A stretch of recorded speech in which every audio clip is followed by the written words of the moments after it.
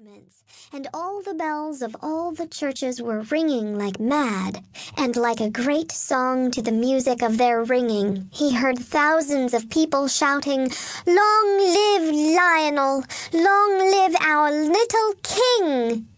He was a little sorry at first that he had not put on his best clothes, but he soon forgot to think about that. If he had been a girl, he would very likely have bothered about it the whole time.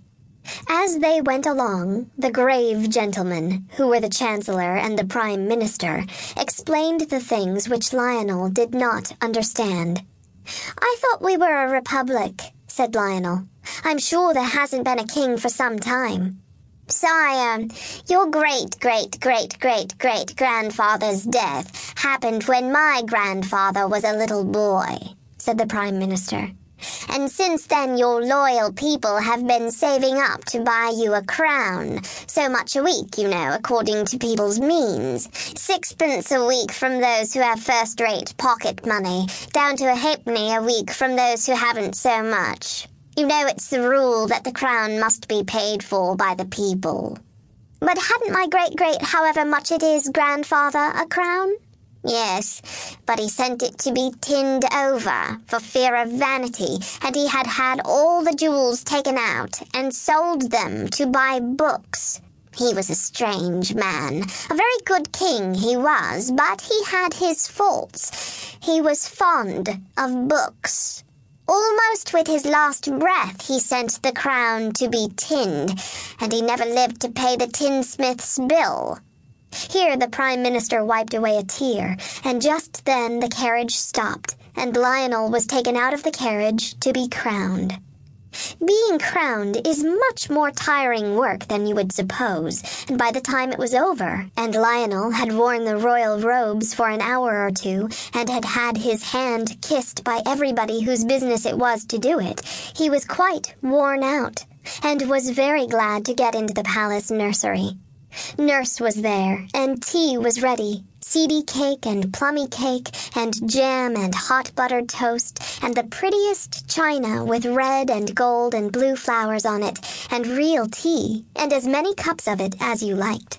After tea, Lionel said, "I think I should like a book. Will you get me one, Nurse?"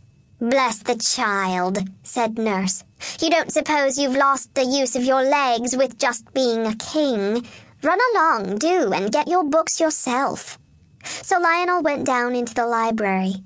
The Prime Minister and the Chancellor were there, and when Lionel came in they bowed very low, and were beginning to ask Lionel most politely what on earth he was coming bothering for now, when Lionel cried out, "Oh, what a world full of books! Are they yours?" "They are yours, your Majesty," answered the Chancellor. "They were the property of the late king, your great-great—" "Yes, I know," Lionel interrupted. "Well, I shall read them all. I love to read. I am so glad I learned to read."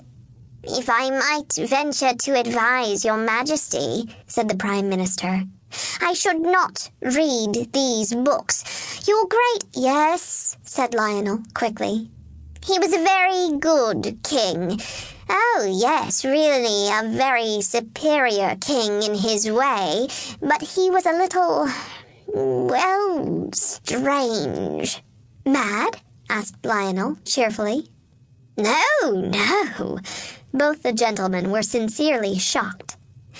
"Not mad, but if I may express it so, he was, too clever by half. And I should not like a little king of mine to have anything to do with his books." Lionel looked puzzled. "The fact is," the Chancellor went on, twisting his red beard in an agitated way, "your great—" "Go on," said Lionel. "Was called a wizard." "But he wasn't." "Of course not. A most worthy king was your great—" "I see. But I wouldn't touch his books." "Just this one," cried Lionel, laying his hands on the cover of a great brown book that lay on the study table. It had gold patterns on the brown leather, and gold clasps with turquoises and rubies in the twists of them, and gold corners, so that the leather should not wear out too quickly. I must